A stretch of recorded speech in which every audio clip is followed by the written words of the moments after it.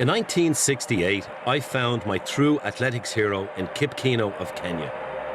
To me, he was the Muhammad Ali of the track world. I was only 15 years old and winning local races in Dublin.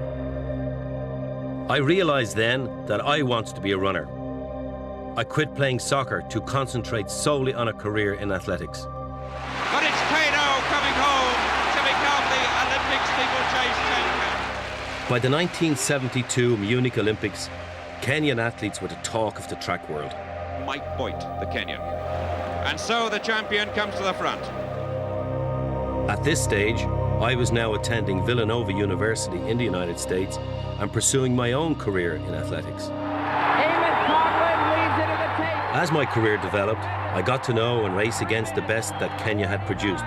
Mike Boyd, Henry Rono, Wilson Wagwa. These men, like Kip Keino, had inspired a nation of athletes that would follow. For that next generation, there is an Irishman responsible for much of their success. Brother Colm O'Connell has been a mentor and coach to athletes setting world records, winning world championships, and the ultimate accolade of all, Olympic gold medals.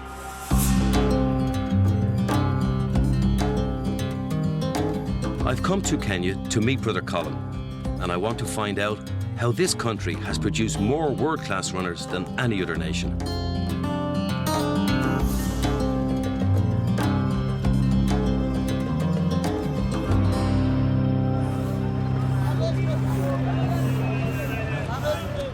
Iten is a small town that lies 8,500 feet above sea level in Africa's Great Rift Valley. With a small population of about 4,000 people, this modest town has become a focal point for Kenyan distance running. It is here that Brother Colm O'Connell has worked for the past 25 years.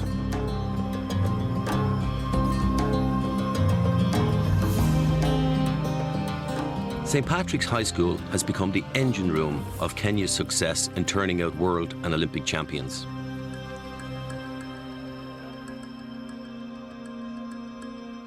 It's not easy. You're in a tough sport. It's only going to be the survival of the best. But now is the time to lay your foundation, and that's why we're taking it easy for you to learn. We want you to learn about the sport. This is not just a training camp, this is a learning camp. So athletes who can learn exercises, learn the value of exercises, the value of certain types of training. That's what's important.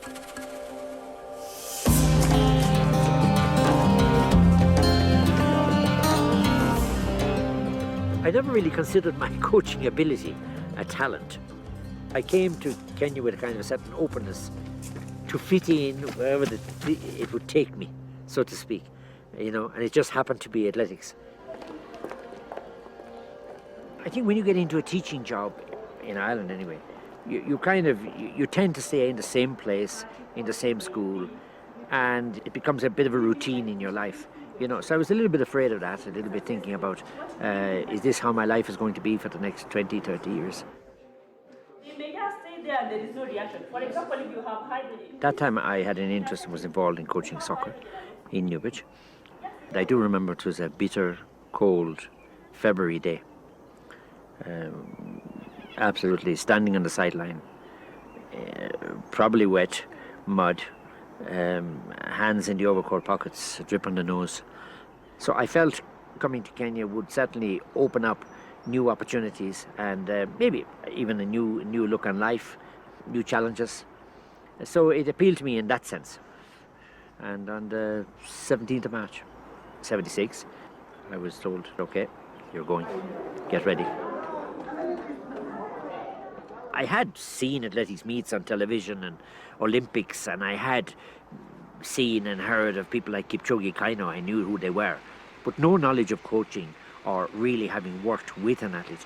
Because when I came to St. Patrick's Iten, there was a tradition in the school. They had produced international athletes before I came. So there was a program in place. And at the time I arrived, Pete Foster, brother of Brendan Foster, the Olympic athlete for Britain, he basically handed me stopwatch, starting blocks, whistles, tape measures, all the paraphernalia inside in a basket, and said, it's all yours now. You're the coach.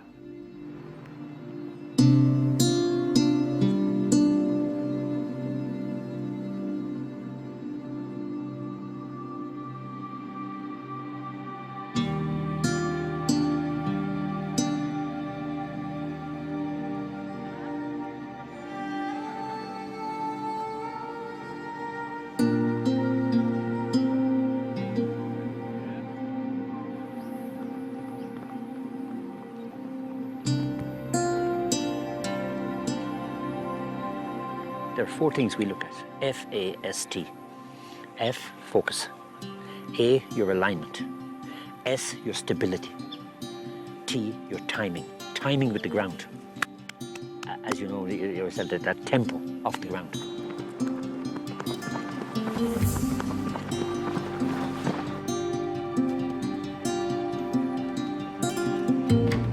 If you look at their face, when you look at them coming towards you, you see their eyes, the position of their heads, and their eye focus, where they're looking. You know. So there's no physical stress or strain, and that's the purpose of this particular session. Because they're running slow, also, they can concentrate on their technique of running. Yeah. They can think about their running.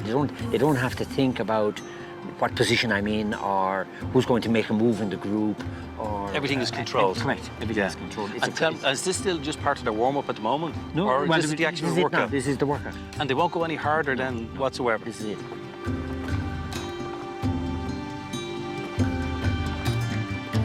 Because many of them come from a background where they only see athletics as an exertion. They only see it. They don't see it as a discipline. Yeah. They don't see it as a focus. Yeah. And as something that you can actually bring out from inside. They kind of see it just as pounding the road or doing very hard track sessions. I'm trying to convince them from a young age that there are a lot more little aspects to the sport.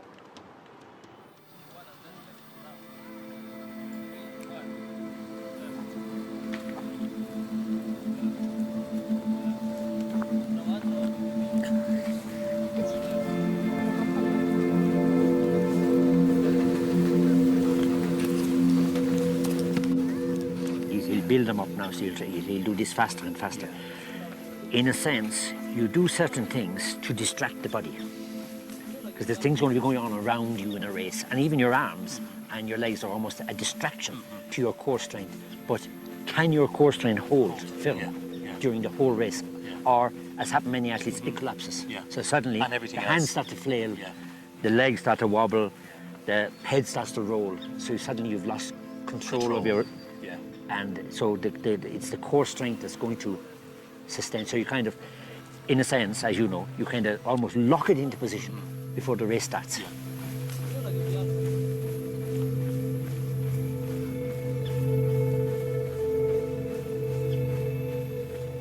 Well, most times in Ireland, when I'd look at some of the lads that I would train, the tendency for them is to be intense about their training all the time. Over here, it's to be relaxed about their training. Every single session you do, you don't have to get the very best out of yourself. They warmed up for 10 minutes, and then they did 30 minutes of diagonal running on a football pitch. They came away not feeling exhausted, but they came away feeling like they could really do more. Whereas we have a tendency to try and run ourselves into the ground, and if we don't get sick at the end of a session, then we're not benefiting from it. Over here, it's totally the opposite.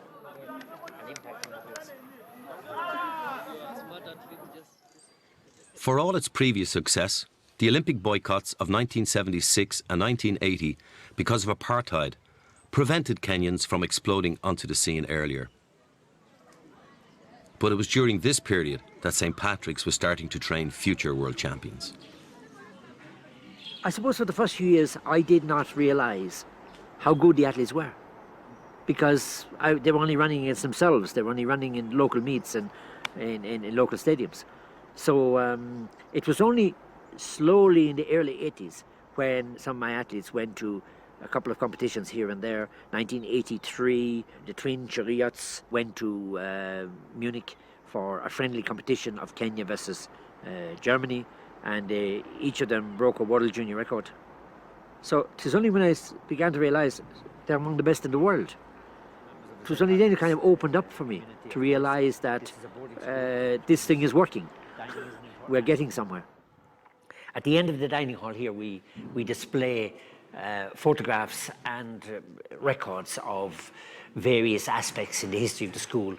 This, in a sense, is a kind of a way of keeping our present generation of students reminded of the achievements of the school over the years.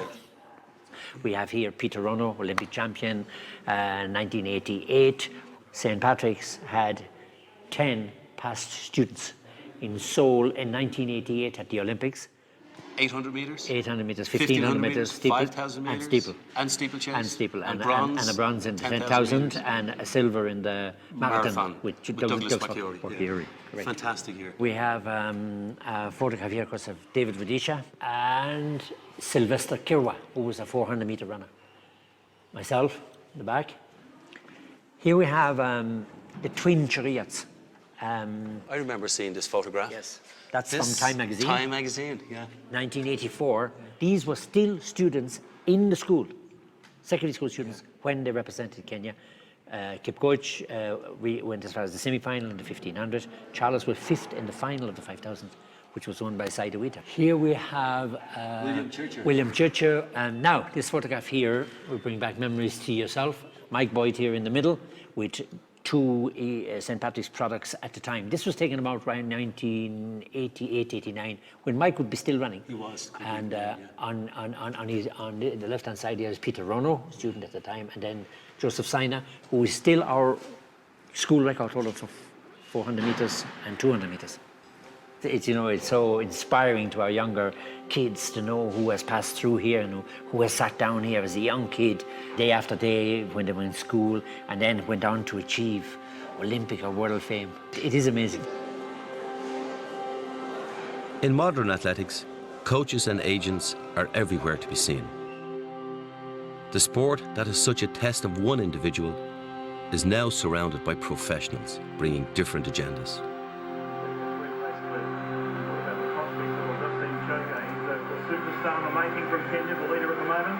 Brother Colm breaks the rule and stays in Kenya, while many of his top athletes compete throughout the world.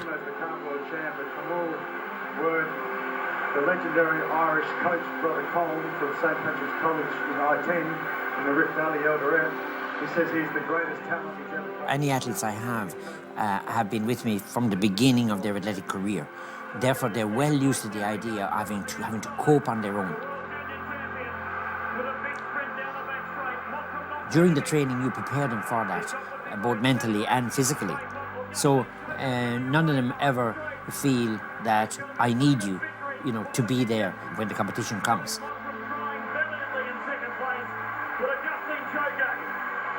going to go under 13 minutes and win the Commonwealth Games 5,000 metre final. In second place is Craig from Gallant in second, and third is Benjamin Limo. Little Justine Choge has gone to the next level. A new games record too, 12:56.42. It's absolutely fantastic to see, you know, the fruits of all the work and all the days you spend behind the scenes, the mornings, the days in Kip Keino campus, you know, sharpening the skills, you know, and I think people very often don't realise what has gone on behind the scenes before you see this. This is only the icing on the cake. I watched that race exactly as I am now, sitting here about 1:30 in the afternoon, Kenya time, alone. It's really the only final I ever watched kind of sitting alone. People would always come and, you know, want to see who was running, but that day it just happened to be nobody around. And so I remember very well just kind of, when he finished, saying, who am I going to tell? There's nobody around, you know? So it was kind of an eerie feeling that here you have this feeling of success and joy and exuberation, and you've nobody to talk to.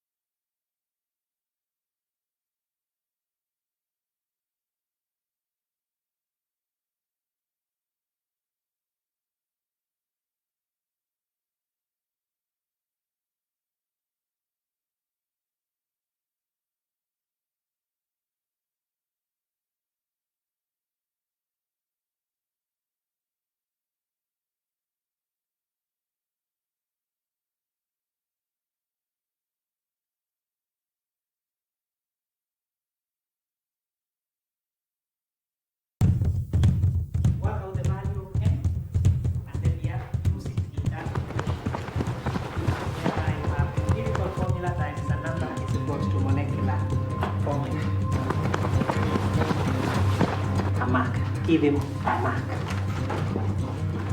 So, do we have any athletes in this class? Hands up, those great runners. How many great chemistry students do we have in this class? Hands up. Well, can you tell me what chemistry do the great Kenyan athletes have that makes them superstar runners? What's the chemistry? Milk. Milk? Is that goat's milk? Cow's milk. Well, do you know what we call milk in Ireland? Banya. Now tell me, I'm going to ask one more question. Who is the latest hero to come from this area? David Rudisha. Who? David Rudisha. Who? David Rudisha. David Rudisha.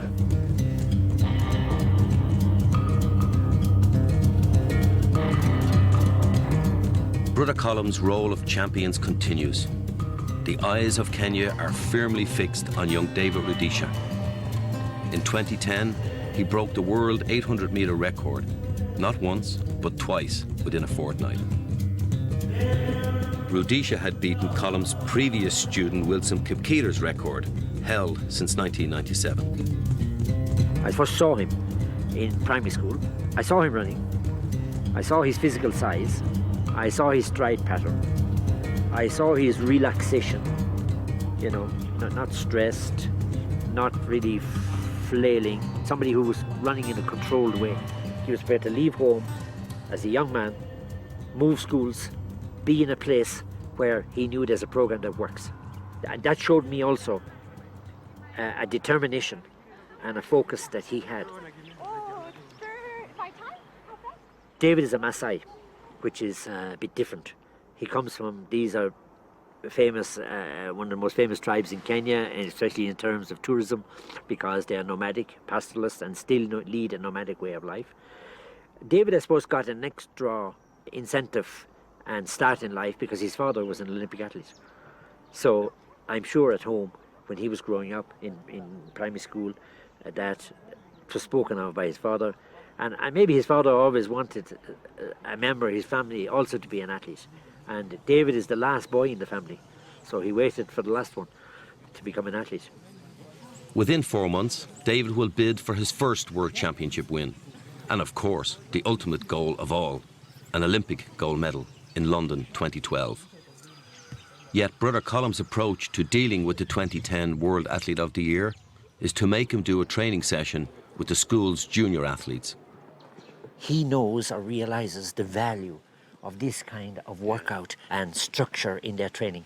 And I suppose the big danger really would be for someone like David, and not just David, not really singling him out, but an athlete who, you know, breaks world records, wins Olympic gold medals, wins world championships, starts making a few quid. All of a sudden, it could go to their head.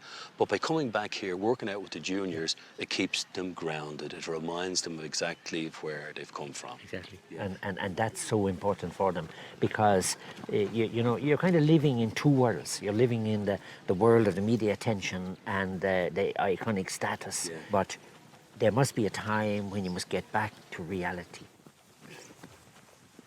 Tell me, when you compete now against the Americans, against the Europeans, you know, coming out of Kenya, what do you see is really different that you athletes do here compared to the Americans or the Europeans?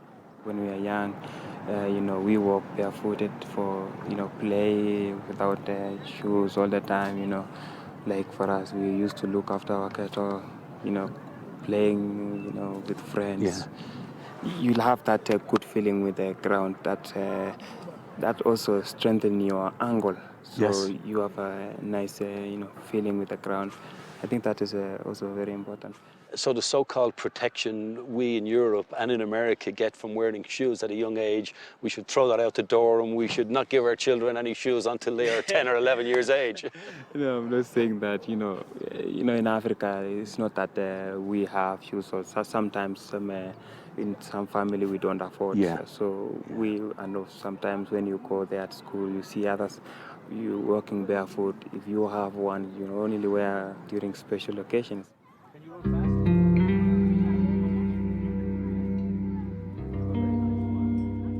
Kenya's success in athletics has now become a way out for aspiring runners. At the heart of this is a desire to escape a poverty that is evident throughout Kenya. From an early age, the young runner is only too aware that success on the track will help relieve their family's suffering. And it is no coincidence that all of Kenya's success stories come from poor rural areas and small farms.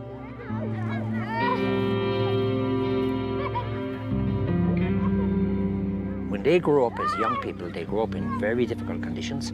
Hardship is not new to them. It's built into your system that you must be a disciplined person, you must be a focused person if you want to get out of this trap of poverty. So they all have this ambition to succeed, to get on in life.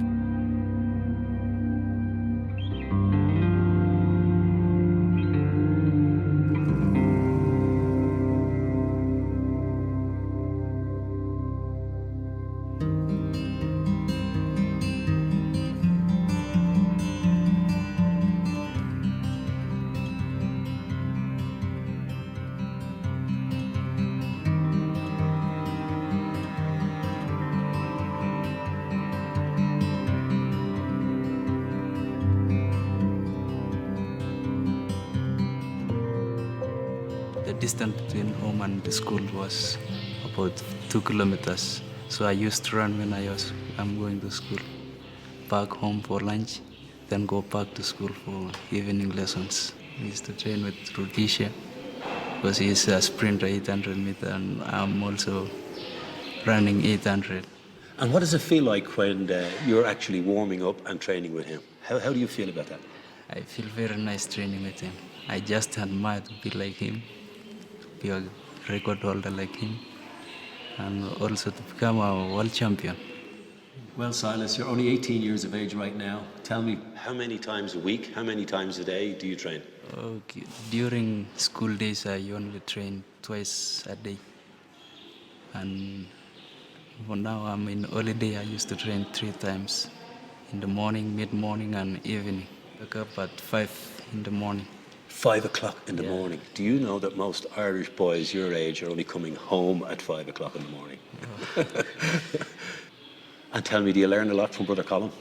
Yeah, that you have to concentrate on your training, follow the program, just have enough time to relax. It's made me believe in myself.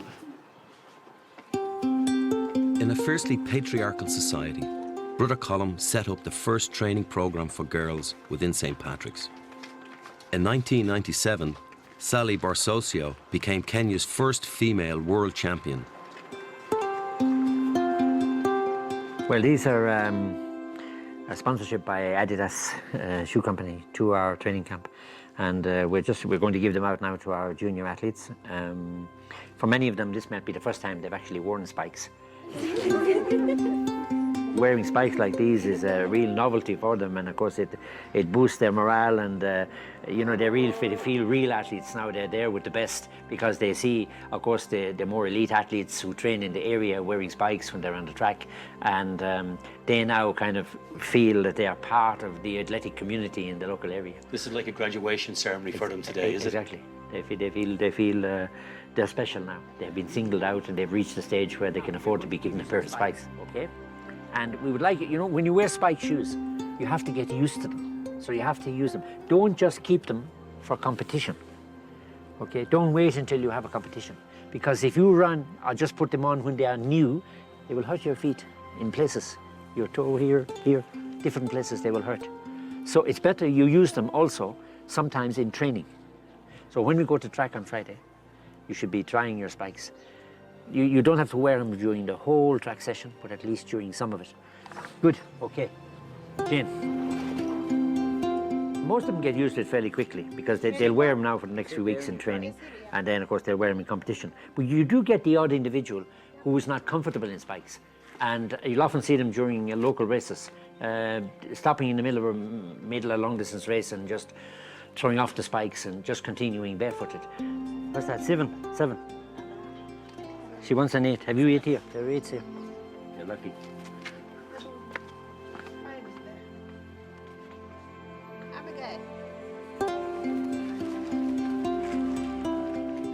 Everybody okay? Happy now? These spikes, you mind them carefully. Very carefully. If you lose them, you run barefoot.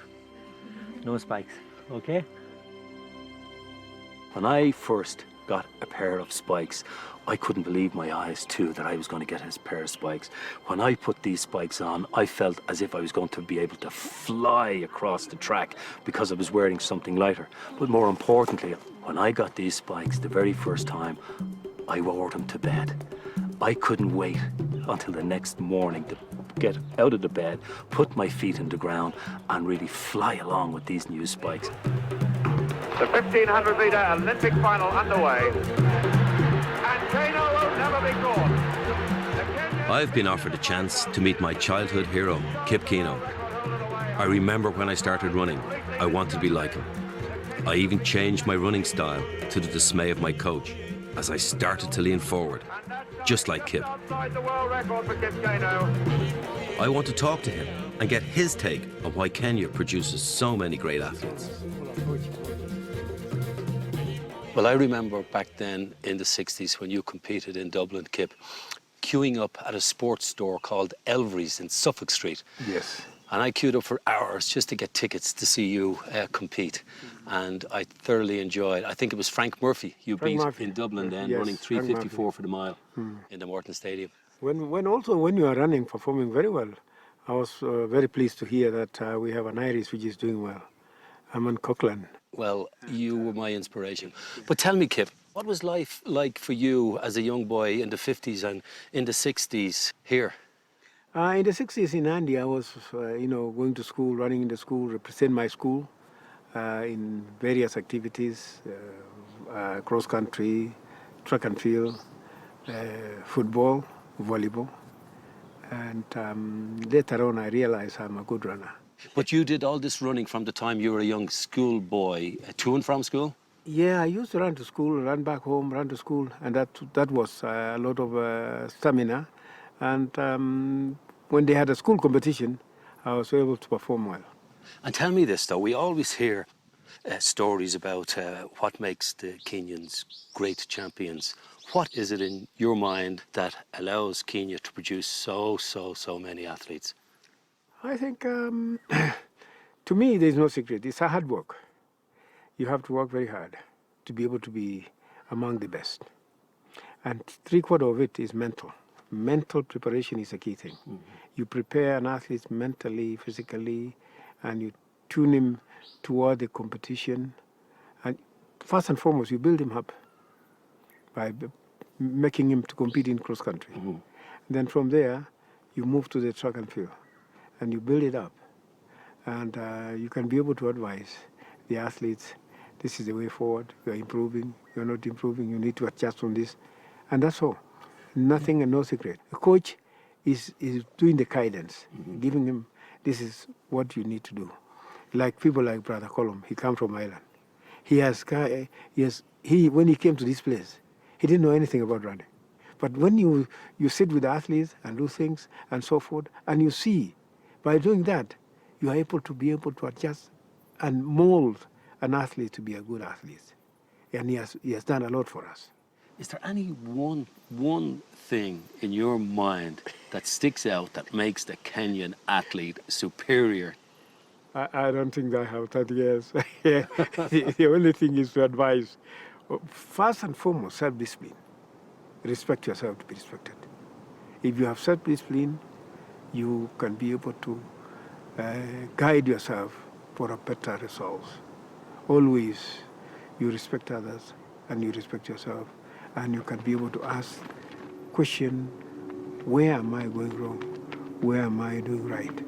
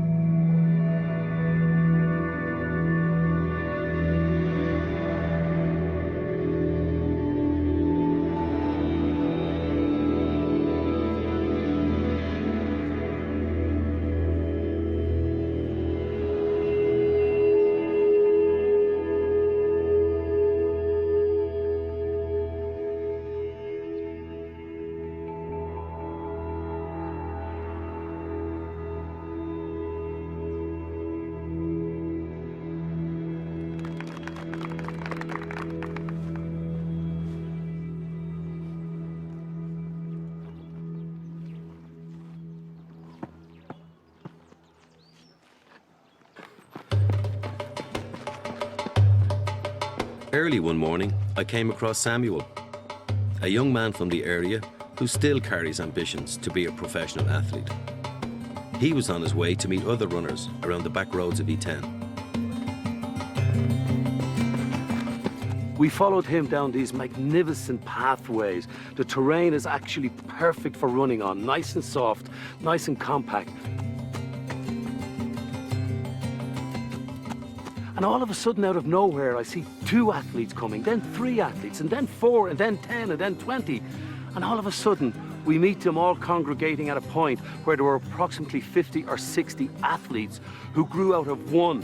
I asked them what they were doing this morning. They said they were doing a fartlek session. The fartlek session is going to consist of 17 times 2 minutes with 1 minute rest in between each of those 2 minutes. A grueling workout here in 8,000 feet in altitude.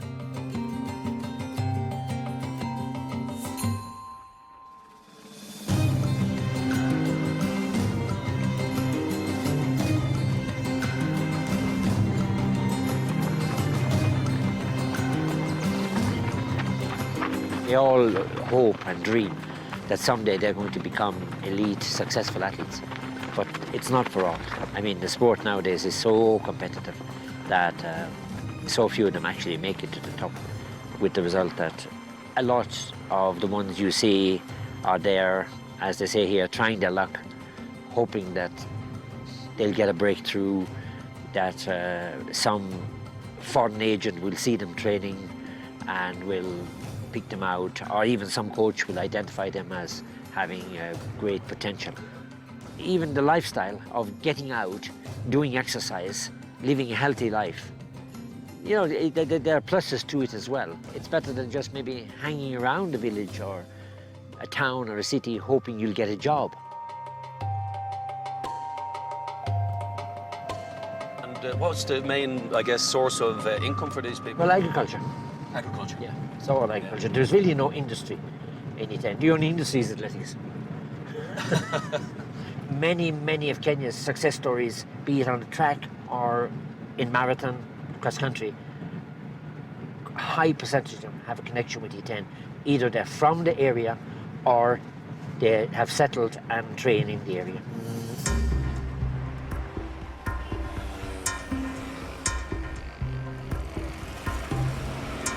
The pathways around here could be described as runs of fame because many of the recently successful athletes all over the world, both in road running and in track, live in this area. Down this road here, about a kilometre or so, we have Mary Cartang, who recently won the London Marathon. A little bit up the road on the other side is Lorna Kip Keino, one of the great road runners. We also have people in this area like Emmanuel Mutai, who recently won the London Marathon. Yeah. Closer to E10, we have Lynette Masai, who of course won the world title, 10,000 meters in Berlin. In this direction, we have Ibrahim Hussein, who won the Boston Marathon 3 times, first African to win the New York Marathon. And of course, we have various training camps in the area as well, which houses quite a significant number of world beaters. So that's just a sample of the people who just live within a very small area.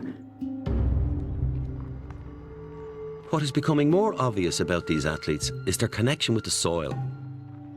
Even here at a supposed centre of excellence, the Cameron Stadium, the track surface is essentially no different to the back roads and dirt trails around their homes. Most runners from around the world, if they came here, they'd say, oh my God. The facilities around here are quite appalling. Though it's dirt, hard, compact dirt, it's this quality of track which has produced more world champions, more Olympic champions than any other track in the world.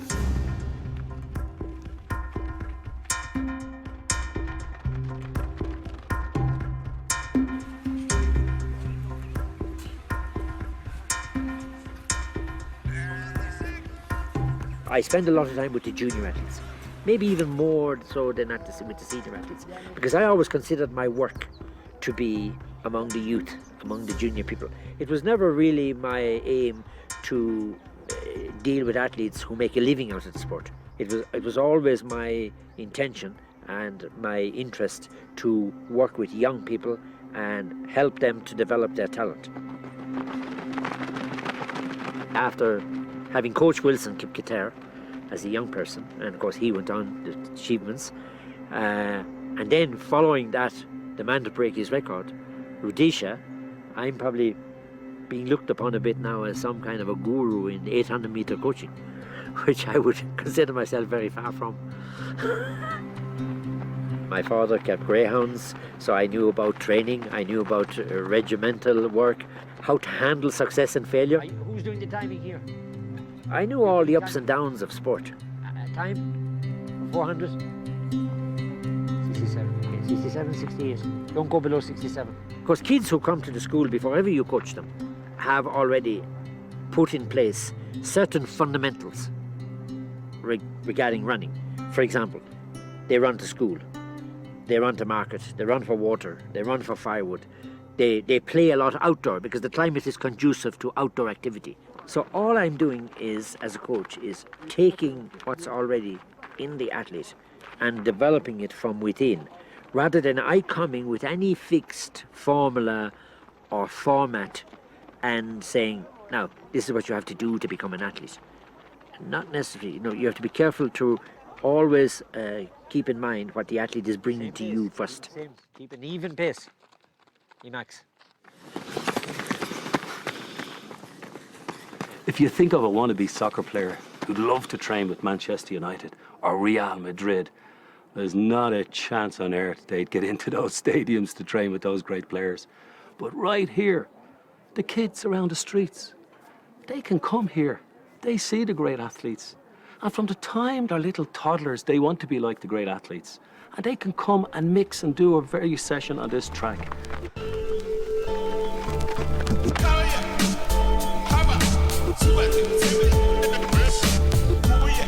I have come to Nairobi to meet an old friend and great competitor, Mike Boyd, who is now Professor of Physiology in Kenyatta University.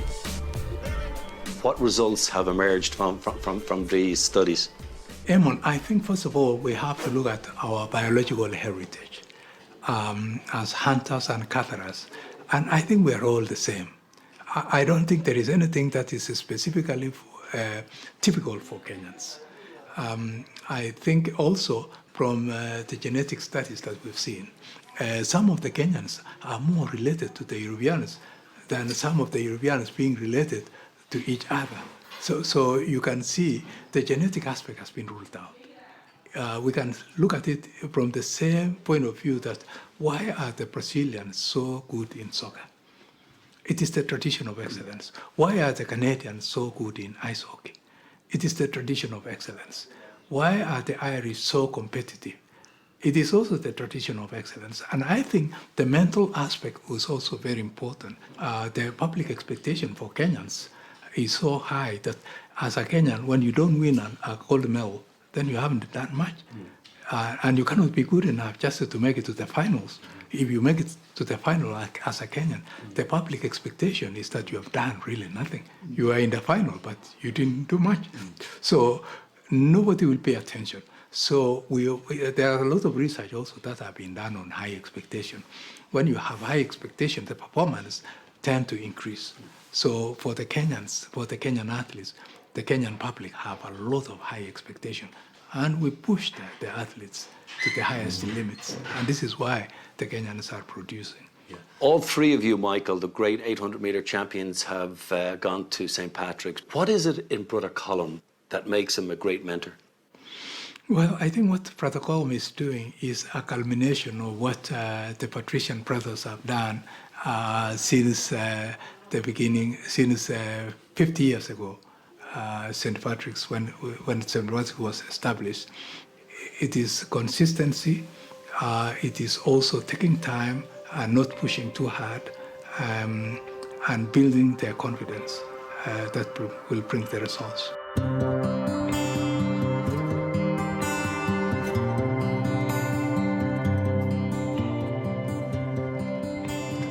Even Rudisha now, I have to say, the last couple of days he's been a bit chesty. He comes from a warmer part of Kenya, from Masai land. Yeah. So he does find the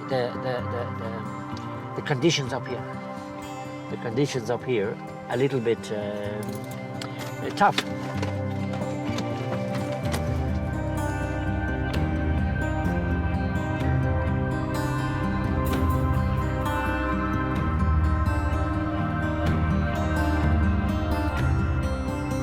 Having been in the country for so long, I understand, you know, that the temperament of a Kenyan, how that if it takes him some time warm up, that's not a problem for me. During that time of warming up and all that, an athlete is not only doing physical warm up, but also just preparing himself mentally for what he's going to do.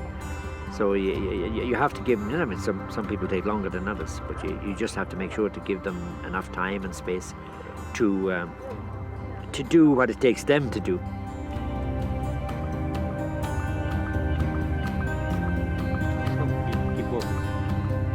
Because I basically learned my early coaching from the athlete. I didn't have any experience, I hadn't coached before, I hadn't done any courses in coaching, I had some books, a few books here and there to read, but I always learned, because of that, to listen to the athlete and to learn through very often trial and error from the athlete what works and what doesn't work. Now, to me, to this day, that's a very important lesson that I learned as a coach. And even to this day, I still practice and take that approach to my coaching. I'm still very observant of athletes. I still know a lot by watching them. Good, nice and relaxed, but pushing a little bit. You should be moving in that direction now. I'll be able to run well under 130 in the sixes and the 400s, 55. Colm is a very serene type of individual, nice and relaxed, nice and mellow. Good. He's not in your face by any means. There's a lot of coaches I've seen around the world who get really uptight. They put their athletes under pressure. They're screaming at them, they're shouting at them to hit the times. There's none of that in Colm. You can see by the bond, the connection that he has with the athletes, that they believe 100% in every single word he says. And more importantly, they also believe in every single word he doesn't say, because he doesn't have to communicate verbally. He just communicates by his very, very presence. Depending on how you feel or how things are going at the end of the four, you do maybe 2 3s or 2 2s, just for speed. Time yourself.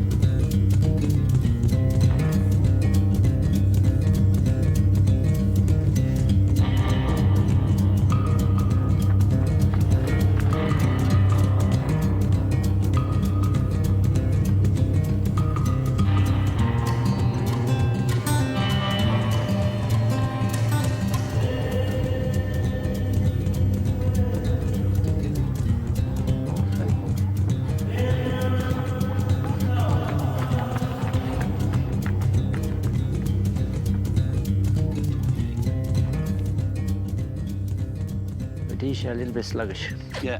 I said he has his chest and his muscle. He's watching it a little bit. But he's running really, really controlled. Yeah. But I can see he's running for form. His rhythm is beautiful. Well, I'm still also hoping that he'll he'll race himself into fitness. Yeah. Kipchoge is in great shape. Yeah. Well, I'd put it like this, Colm. A guy who can run 141 like he can should be doing those, 129, 128 for the 2 600s with about 2.5 minute rest. Yeah. Like. Yeah, I'm a little bit uneasy about That's it. just jogging for a guy like that, you know. But yet he's breathing heavy. Yeah. He's not in the shape he was this time last year, unfortunately. Yeah. Just a little bit flat. I'd like to see him up on his toes, because running light. You're always comparing him to last August. No, you want him running light on the feet. Light on the feet. But to be quite honest with you, me looking at him, he's beautifully controlled there now. How is it? Feeling okay? Second one a bit tough. How's the... Okay, no problem here. Feeling okay? Yeah, now down to 400, so we can see. That's David's mother. You are a long way from Kilgoris. Yeah. I never met him before. You came to check to see if your son's okay, yeah? Yeah, he came home. Yeah. He came home to see Mama. Yeah. Very nice. I bet you he'd pick it up now that his mom's here. I say thank real fade here now. He's picking it up nicely now. Yeah, she's running now. You'd know it's hidden somewhere in there. 38. 38, exactly. With Rudisha, you see how he ran his fantastic times last year just by, seeing his controlled running and his ability in a couple of the intervals to just go back and click into that mode and pick it up. But I'm just a little bit worried about his overall conditioning and concerned that we kind of have to go back a little bit to the drawing board. A bit tough on the chest, as you're finding. But you also had a slight chest problem anyway. So maybe it's, that could be part of your problem. Yeah. But the injury, okay? No problem. We only have really next maybe one track session, whatever it is, Tuesday, Wednesday. Track session Saturday. And then another track session maybe the following Tuesday. And then we still need a little bit of, more endurance, build it up. So even tomorrow, if you get a chance, even in the morning, long run, Monday, long run. Maybe my expectations are too high. You've seen somebody who is, I'm thinking of last August when he was just smashing world records. Maybe that's where my mind is, and I see him now kind of, as I said, just struggling a little bit on the track. Maybe I say, oh God, we'll see you Monday morning, 10. You're going to be judged at the end of the year by how you performed in the World Championships. On my visit to Kenya, I have learned that the simple approach to training is central to their success.